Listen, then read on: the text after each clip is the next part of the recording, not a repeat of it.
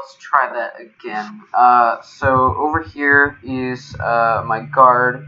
He is NPC 1 and his conversation ID is 1. So basically, when you go over here to the dialog sheet, set of comma separated values, you'll look for 1, 1, and then the first line of that. So he'll say, hey, you can't go out here, it's too dangerous, and stuff. Once you get the bread, which is the dish that you're supposed to make, the side dish, he'll say, oh, is that bread? You gotta give it to me. It's so delicious. So, that's how he works. I have an inventory system that is quite complicated, and probably I cannot explain it in this video. But if I get it less complicated, I'll make a video. So basically, the short part of it is I have items here. If you press E, those items go into your inventory. If you press Tab, you can see your inventory. This guy has 15. I don't know why I said 15. It's 20.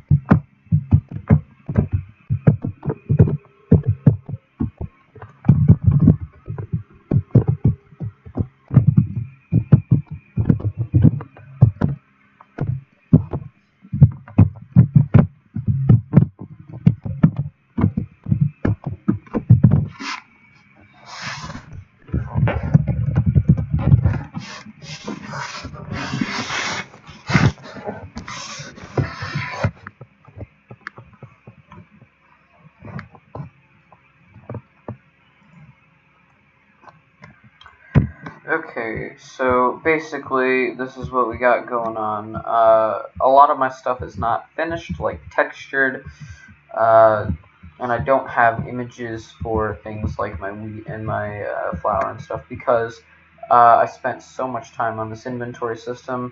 In another video that I may make to explain it, I'll go into more detail. But basically for this inventory, you walk up to item, you press E to interact with it, and it appears in your inventory when you press Tab. So here's how the game works. You walk up to this guy and you're like, hey, I want to go out here, but you can't because it's too dangerous because there's like shadow monsters, and this guy's got to stand here and make sure people don't go through there. But he's pretty hungry, and he can't leave that spot because you can just sneak by, you know, and nobody wants that. So basically what we're gonna do is we can grab some copper here. Go up, grab some wheat, interact with the wheat cart. I would have made it cost money to do that, but I don't think I have the time. Go over here to the mill, change that wheat into flour. It deletes the wheat item, and then it builds a flour item only if you have the wheat. So then over here you go to the furnace. You hit that same thing. If you have flour, it'll delete the flour and give you bread. Then you walk up. You walk up to the guard, and he's like, "Oh my goodness, I like bread. Let me get some of that bread." So then you win after that.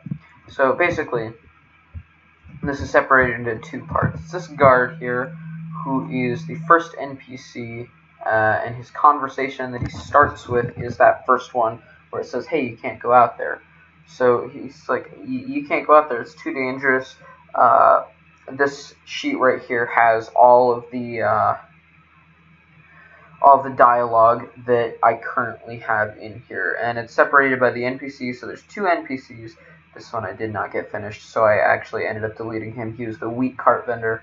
You go up to your the one guy, and since his conversation 1, he'll say all of these 5 lines.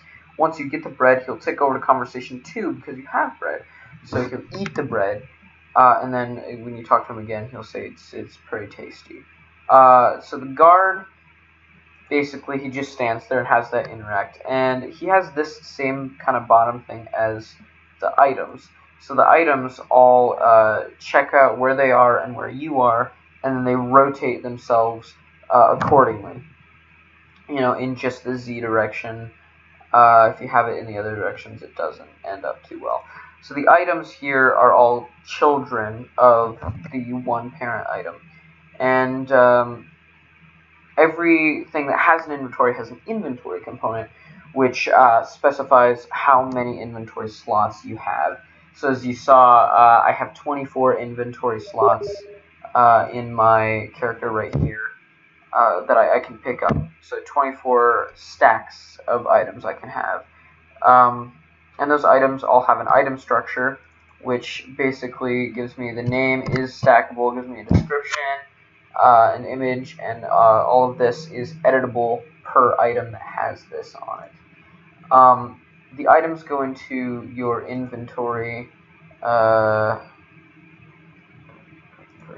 every time you interact with an item. It will attempt to add it to your inventory, which basically it takes the item to see if it's stackable, and if it's stackable, it checks to see if there's already part in your inventory. And then if there is, it will add it to that stack. If there isn't, then it'll get rid of that stack. Now, in the add to stack, it will check to see if you already have the maximum amount of stack, or if the items that you're adding will overflow into an extra stack. And if it will, then it'll create a stack, and then it'll give you a full stack of the other one. So I believe that is all the important parts. You walk up to this guy, you talk to him. You don't have to talk to him first, but then you can go over to these 3 stations. You have to do them in order. Like, since you need a wheat item to get deleted, you can't go up to here without a wheat item. Because, you could, but it wouldn't give you anything. And then same for the furnace in there. That's everything important.